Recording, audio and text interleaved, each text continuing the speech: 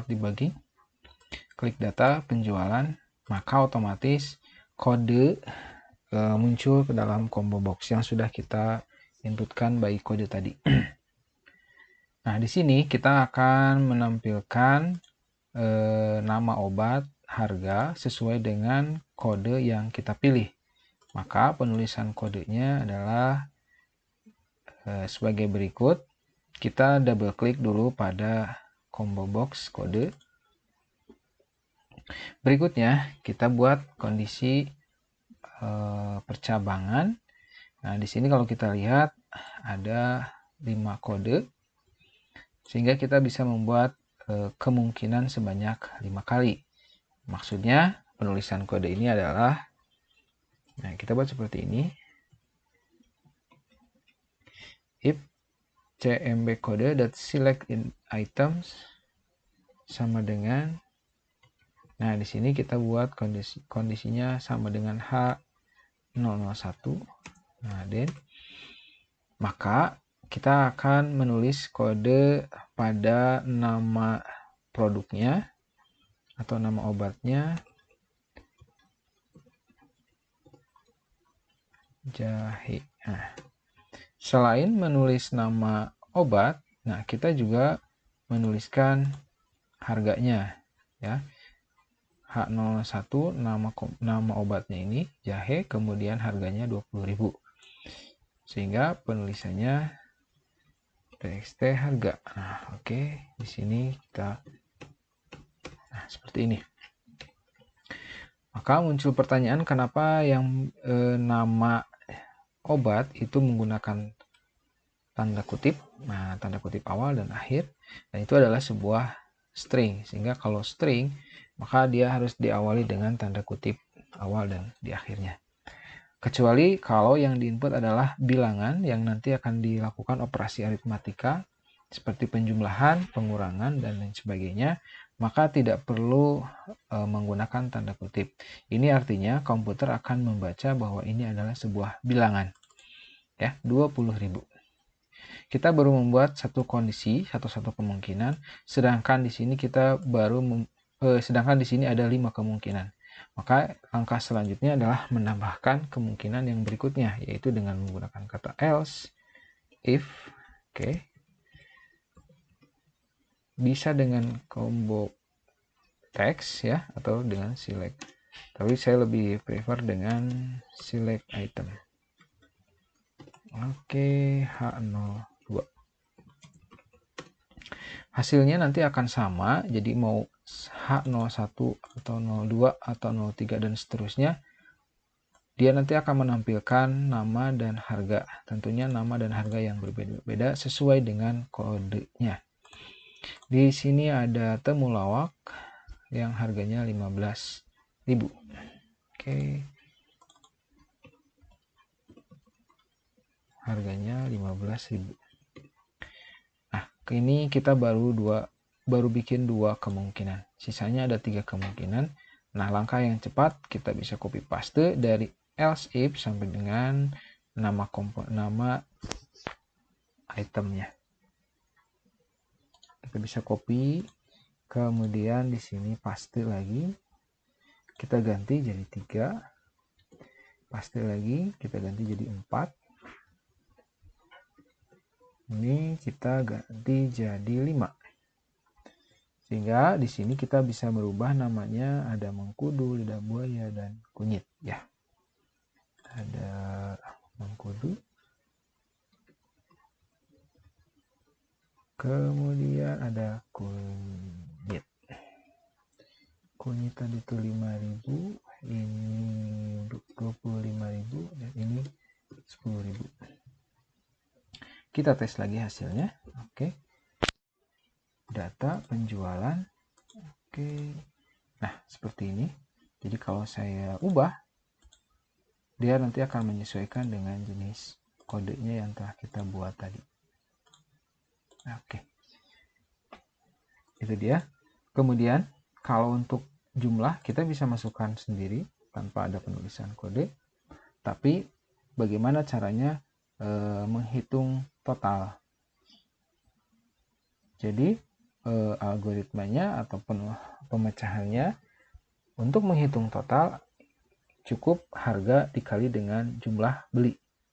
Sehingga ketika kita menginput jumlah, berapapun jumlahnya, maka akan muncul secara otomatis, dia akan menghitung, komputer akan menghitung, atau program ini atau form ini akan menghitung secara otomatis antara jumlah dikali dengan harga. Untuk itu kita perlu melakukan perubahan atau penambahan pada kode program pada komponen jumlah beli. Ya, kita double klik. Kita membutuhkan yang namanya variabel. Oke, cara membuat variabel dengan kata dim, ini sifatnya lokal variabel. Kemudian kita buat nama variabelnya ada harga, jumlah dulu saja, jumlah. Kemudian tipe datanya integer. Kemudian di sini ada harga dan total. Tipe datanya adalah desimal. Nah, setelah mendefinisikan variabel, nah ini yang namanya mendefinisikan variabel. Kemudian setelah itu kita membuat atau mengisi variabelnya. Jumlah diisi dengan val txt jumlah titik teks. Sebaiknya jangan jumlah dulu. Kita masukin harga dulu. Harga sama dengan val txt harga titik teks. Oke. Nah, untuk yang total berarti dia adalah hasil perhitungan atau hasil operasi aritmatika perkalian antara harga dikali dengan jumlah. Maka total sama dengan harga simbol kali dengan jumlah. Nah, setelah mendapatkan nilai atau totalnya, maka kita perlu menampilkan pada txt total. Txt total titik teks sama dengan total. Oke. Kita lihat hasilnya di sini. Kita tes data penjualan ini. Kemudian saya mau beli temulawak, harganya 15.000 dan saya beli 2. Nah, ini dia. Total sudah dikalkulasi secara otomatis pada form penjualannya. Jadi kalau saya ubah menjadi 3, oke, sudah otomatis berubah. Nah, berikutnya adalah bayar. Nah, untuk yang bayar, kita perlu input berapa jumlah uang yang akan kita bayarkan. Contoh, kita punya uang 50.000. Nah, untuk mencari nilai kembali, maka kita menekan tombol hitung. Nah, di sini adalah rumus untuk mencari nilai kembalian pada tombol hitung. Klik. Nah, di sini belum muncul karena kita belum menambahkan kode program pada tombol hitung. Kita close. Ini close dulu. Kita kembali ke form 2. Kita fokus di tombol hitung. Di sini saya akan membuat perbedaan bagaimana kita menggunakan variabel dan tanpa menggunakan variabel. Tentunya akan jauh lebih simpel penulisannya tanpa menggunakan variabel. Nah, kalau tanpa variabel, kita cukup ketik kata ini, txt kembali titik teks sama dengan file itu value-nya gitu. Jadi konversi dari text box-nya dikonversi ke bilangan. Jadi txt bayar titik teks dikurangi file txt total titik teks. Ya. Nah, ini jauh lebih simpel penulisannya, tapi yang diharapkan untuk pembelajaran ini teman-teman menggunakan pola yang menggunakan variabel supaya lebih mengetahui bagaimana teknik cara mendefinisikan variabel, cara mengisi variabel dan menggunakan variabelnya.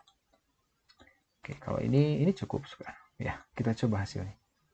Oke, ini tes data penjualan. Oke, saya beli temulawak sebanyak 2 dan saya punya uang 50.000. Kemudian saya klik tombol hitung. Nah, maka otomatis akan membuat kembaliannya sebesar 20.000. Kemudian kita klik tombol ulang, maka ini akan menghilang atau membersihkan masing-masing, menghilang secara otomatis. Ini belum ada rumusnya karena kita belum mengasih rumusnya.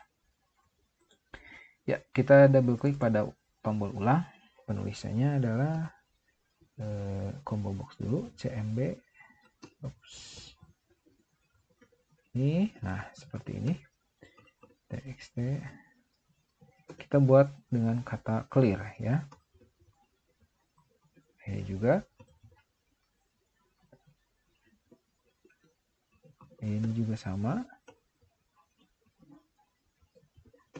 Oke, ini sama. Nah, teman-teman bisa menggunakan .clear atau bisa juga menggunakan text tanda double quote. Oke, kita fokuskan ke combo box setelah itu. Oke, seperti ini. Kalau yang ini sama fungsinya dengan ini. Kalau ini membersihkan bersih fungsi bawaan dari Visual Basic. Kalau ini kita istilahnya ngakalin bagaimana si tulisan ini kosong gitu ya. Sorry. Nah, seperti ini. Data penjualan kita yang lain. Nah, mengkudu saya mau beli satu saja. 10.000 saya punya uangnya. Nah, pas. Jadi saya klik hitung nilainya. Saya klik ulang. Oke, seperti ini. Saya bisa melakukan perhitungan kembali. Ya, saya punya uang 100.000. Nah, kembalinya 25.000. Untuk yang tutup, nah sama seperti N. Tapi kalau untuk yang tutup, karena ini adalah form yang kedua, maka kita penulisannya adalah close. Jika teman-teman ingin menggunakan simbol dalam bentuk tanda tanya atau pesan, maaf, kita buat lagi kondisi if msg box.